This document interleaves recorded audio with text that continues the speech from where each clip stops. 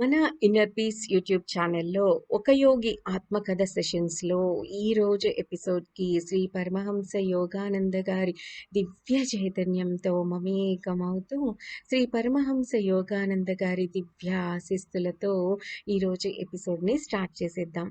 Last ఎపిసోడ్లో యోగానంద గారికి శ్రీ యుక్తేశ్వర గారి మాటలు వినిపించడం, నువ్వు తిరిగిరా, భారతదేశానికి తిరిగిరా అన్న మాటలు వినిపించడం, యోగానంద గారు భారతదేశానికి తన ఒక చిన్న బృందంతో తిరిగి ప్రయాణం మొదలు పెట్టడం జరిగింది. ఆ ప్రయాణంలో మధ్యలో తెరిసా నాయమన్ని కలుసుకోవడం జరిగింది. ఆ తెరిసా నాయమన్ తన అనుభవంలోకి వచ్చే సమాధి స్థితుల గురించి కొన్ని యోగానంద గారితో చర్చించుకుంది. ప్రతివారం గురువారం నడిరాత్రి నుంచి శుక్రవారం మధ్యాహ్నం 1 వరకు ఆమె గాయాలు విచ్చుకొని నెత్తురు ఓడుతూ మామూలుగా ఉండే బరువులో నుంచి 10 పౌండ్లు తగ్గిపోతుంది. అయినా కూడా అంత బాధపడుతూ కూడా ప్రేమతో బాధపడుతూ ఉన్నప్పటికీ కూడా వారం వారం కలిగే ప్రభువు అంతర్దర్శనాల కోసం ఆమె ఆనందంగా ఎదురు చూస్తూనే ఉంటుందట. ఇలా ప్రొఫెసర్ పుడ్జ్ ఆ సాధ్వితో తమకు కలిగిన కొన్ని అనుభవాలు చెప్పాడు. ఏమని చెప్పారంటే, ఆయన ఆ సాధ్వితో తమకు కలిగిన కొన్ని అనుభవాలను యోగానంద గారికి చెప్పారు. ఆయన ఏం చెప్పారంటే, తెరిసాతో సహా మేము చాలా మందిని ప్రకృతి దృశ్యాలు చూడటం కోసం తరచుగా జర్మనీ అంతటా రోజుల తరబడి తిరుగుతూ ఉంటాం. కొట్టొచ్చేటట్టు కనిపించే భేదం ఏమిటంటే, మేమందరం రోజుకు మూడేసి సార్లు భోజనాలు చేస్తూ ఉంటే తెరిసా ఏమీ తినదు. అలసట అనేదే అంటనట్టు గులాబీ పువ్వులా తాజాగా ఉంటుంది. మేమందరం ఆకళ్లతో నకనకలాడుతూ చొరబడ్డానికి దారి పక్క హోటళ్ల కోసం చూస్తూ ఉంటే తెరిసా కులాసాగా నవ్వుతూ కూర్చుంటుంది అని ఆ ప్రొఫెసర్ గారు ఆసక్తి కలిగించేటటువంటి శారీరక విషయాలు కొన్ని వివరించారు. తెరిసా తిండి తినదు కనుక ఆమె పొట్ట అక్కళించుకుపోయి ఉంటుంది. ఆమెకు మలమూత్ర విసర్జనాలు లేవు, కానీ ఆమెలో చెమట గ్రంథులు మాత్రం పనిచేస్తున్నాయి. చర్మం ఎప్పుడు కూడా మృదువుగా దృఢంగా ఉంటుంది. మేమింకా సెలవు తీసుకునే సమయంలో, అంటే యోగానంద గారు వాళ్ళు ఇంకా సెలవు తీసుకునే సమయంలో తెరిసా సమాధి స్థితిలో ఉన్నప్పుడు చూడాలన్న కోరికను యోగానంద గారు వెల్లడించారు.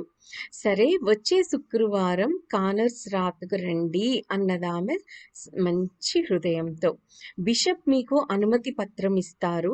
మీరు నా కోసం వెతుక్కుంటూ ఇక్స్టాడ్ దాకా వచ్చి కలుసుకున్నందుకు చాలా సంతోషం అన్నారామె. తెరిసా యోగానంద గారి చేతుల్ని మెల్లగా చాలా సార్లు ఊపి యోగానంద గారి బృందంతో పాటు వీధి గుమ్మం దాకా వచ్చింది. శ్రీరైట్ కారులో అమర్చి ఉన్న రేడియో మీట తిప్పాడు. ఆసక్తి నిండిన ముసిముసి నవ్వులతో ఆ సాధ్వి దాన్ని పరిశీలించింది. ఇక కుర్రవాళ్లు తొంబలుగా పోగవడంతో ఇంట్లోకి వెళ్ళిపోయిందామె. ఆమెను ఒక కిటికీ దగ్గర చూశాం.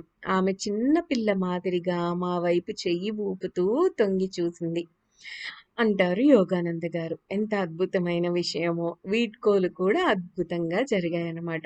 సో, ఆ మర్నాడు తెరిసా సోదరులిద్దరితో ముచ్చటించారు యోగానంద గారు. వాళ్ళు చాలా దయగల వాళ్ళు, కలుపుగోలు మనుషులు కూడా. ఆ సంభాషణలో యోగానంద గారికి తెలిసింది ఏమిటంటే, ఆ సాధ్వి రోజుకి 1-2 గంటలు మాత్రమే నిద్రపోతుంది అని. ఇంకో గుడాకేశ అన్నమాట.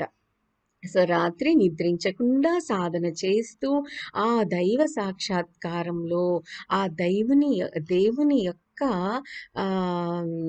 చైతన్యంతో గడిపే వాళ్ళని గుడాకేశాలు అంటాం కదా. సో, ఇలా సాధ్వి రోజుకి 1-2 గంటలు మాత్రమే నిద్రపోతుంది. ఒంటి మీద అనేక గాయాలున్నా కూడా ఆమె మంచి చురుకుగా సత్తువగా ఉంటుంది. ఆమెకి పక్షుల మీద ప్రేమ, చేపల పెంపకం తొట్టి ఒకటి చూసుకుంటూ వాటికి సంరక్షణ చేస్తూ ఉంటుంది. తరచుగా తోటలో పనిచేస్తూ ఉంటుంది. ఆమె ఉత్తర ప్రత్యుత్తరాలు భార్య వారీగా సాగుతుంటాయి. ప్రార్థనల కోసం, రోగ నివారక ఆశీస్సుల కోసం కాథలిక్ భక్తులు ఉత్తరాలు రాస్తూ ఉంటారామెకు. ఆమె చలవ వల్ల తీవ్ర వ్యాధులు నయమైన వాళ్ళు చాలామంది ఉన్నారు. ప్రార్థన ద్వారా ఇతరుల వ్యాధుల్ని తన ఒంటికి తెచ్చుకొని అనుభవించే శక్తి తెరిసాకు ఉందని ఆమె తమ్ముడు ఫెర్డినాండ్ సుమారు 23 వాడు యోగానంద గారికి చెప్పాడు.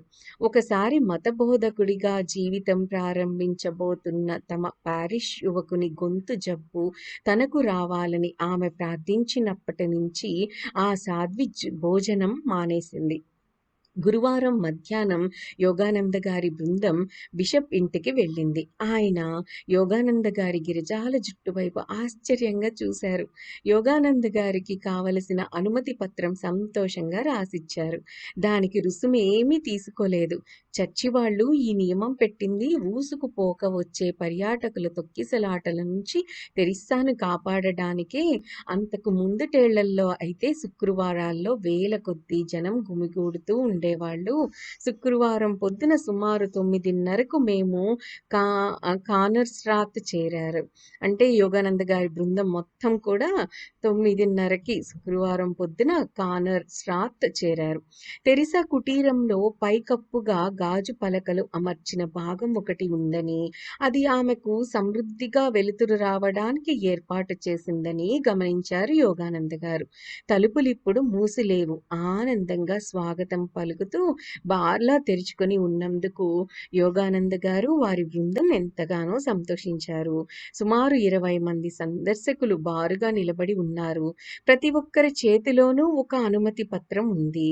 యోగానంద గారి బృందం కూడా వారితో కలిశారు.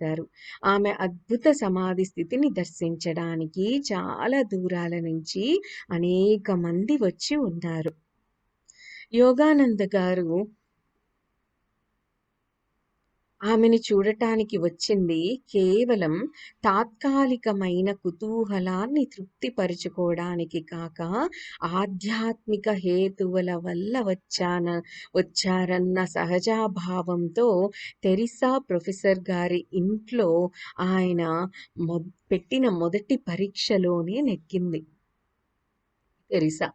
సో అంటే యోగానంద గారు కుతూహలం అంటే తాత్కాలికమైన కుతూహలాన్ని తృప్తిపరచుకోవడానికే తెరిసా నామన్ని చూడటానికి కలవడానికి రాలేదు.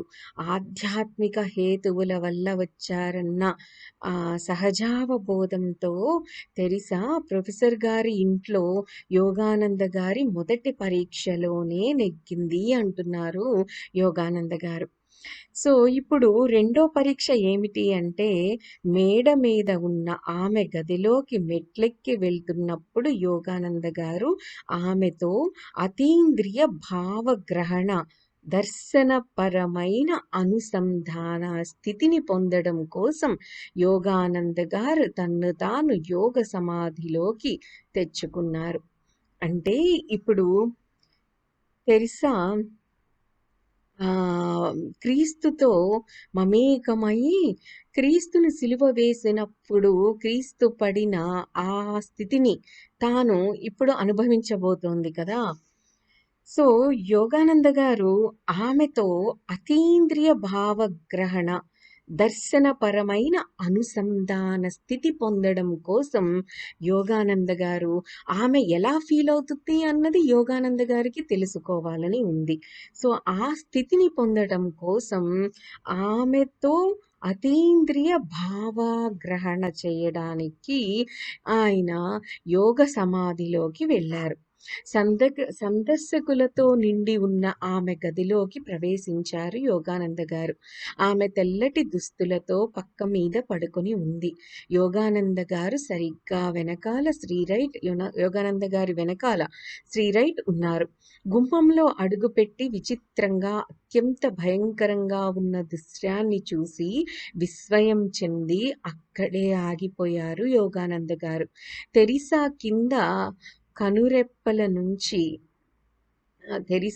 కింది కనురెప్పల నుంచి నెత్తురు అంగుళం వెడల్పు ధారగా పలచగా ఎడతెరిపి లేకుండా స్రవించింది. ఆమె చూపు నుదుట మధ్యనున్న జ్ఞాననేత్రం వైపు కేంద్రీకరించి ఉంది. ఆమె తలకు చుట్టి ఉన్న గుడ్డ ముళ్ళ కిరీటం తాలూకు గాయాల నుంచి వచ్చిన నెత్తుటితో తడిసి ముద్దయింది. ఆమె గుండె మీదున్న తెల్లటి వస్త్రం మీద ఎర్రటి మరక అయింది. అనేక యుగాల కిందట సైనికుడి బల్లెపు పోటుతో చివరి అవమానాన్ని భరించిన క్రీస్తు శరీరం మీద గాయమైన చోటనే ఈమెకైన గాయం నుంచి వచ్చిందా నెత్తురు. మాతృవాత్సల్యంతోనూ ప్రార్థనాపూర్వకంగానూ చూపే చేష్టగా చూపి ఉన్నాయి తెరిసా చేతలు. ఆమె ముఖంలోని అభివ్యక్త వ్యధాభరితంగానూ దివ్యంగానూ కూడా ఉంది. బాధపడుతూ ఉంది, అలాగే దివ్యమైన ఆనందాన్ని కూడా పొందుతున్నట్టు అనిపించింది యోగానంద గారికి. ఆమె చిక్కిపోయినట్టు లోపల బయట కూడా అనేక రకాలుగా సూక్ష్మంగా మారినట్టు కూడా అనిపించింది యోగానంద గారికి. ఏదో విదేశ భాషలో గొణుగుతూ ఆమె తన ఆదిచేతన దర్శనంలో గోచరిస్తున్న వ్యక్తుల్ని చూసి కొద్దిగా వణుకుతున్న పెదవులతో మాట్లాడింది. యోగానంద గారు ఆమెతో అనుసంధానమై ఉన్నందువల్ల ఆమె అంతర్దర్శనాల్లోని దృశ్యాలను యోగానంద గారు కూడా చూడటం ప్రారంభించారు. అపహాస్యం చేస్తున్న జనసమూహం మధ్యలో సిలువు కొయ్యలు మోసుకు వెళ్తున్న యేసును గమనిస్తోందామె. యోగానంద గారు ఆమె చూస్తున్న ఆ దృశ్యాలని ఆయన కూడా చూస్తున్నారు. గాబరాగా చటుక్కున తల ఎత్తింది. ఆ క్రూర భారం కింద ప్రభువు పడిపోయాడు. అంతర్దర్శనం అదృశ్యమైంది. గుండె తరుక్కుపోయే జాలితో తెరిసా బరువుగా తలగడ మీదకి వాలిపోయింది. సరిగ్గా ఆ సమయంలో యోగానంద గారి వెనకాల ధబీమని పెద్ద చప్పుడయింది. ఒక్క క్షణం తల తిప్పి చూశారు. సాగిలపడ్డ ఒక శరీరాన్ని ఇద్దరు మనుషులు సాయం పట్టి తీసుకువెళ్లడం గమనించారు యోగానంద గారు. అప్పటికింకా యోగానంద గారు గాఢమైన అధిచేతన స్థితిలో నుంచి బయటికి వస్తూన్నందువల్ల పడిపోయిన మనిషిని వెంటనే పోల్చుకోలేకపోయారు. మళ్ళీ తన కళ్ళని తెరిసా ముఖం మీద నిలిపారు. నెత్తుటి వాగుల వల్ల చావు దగ్గర పడ్డవాడి ముఖం పాలిపోయినంతగా పాలిపోయిన ఆమె ముఖం ఇప్పుడు పరిశుద్ధతను, పవిత్రతను ప్రసరింపచేస్తూ ప్రశాంతంగా ఉంది. అటు తరువాత యోగానంద గారి వెనకాల శ్రీరైట్ని చూశారు యోగానంద గారు. అతను చెంపకు చెయ్యి ఆంచుకొని నిలబడ్డాడు. చెంప నుంచి నెత్తురు ఓడుతోంది. డిక్, పడిపోయిన వాడివి నువ్వా అంటూ ఆదుర్దాగా అడిగారు యోగానంద గారు. అవునండి, ఆ భయంకర దృశ్యం చూసి మూర్ఛపోయాను అన్నారు శ్రీరైట్.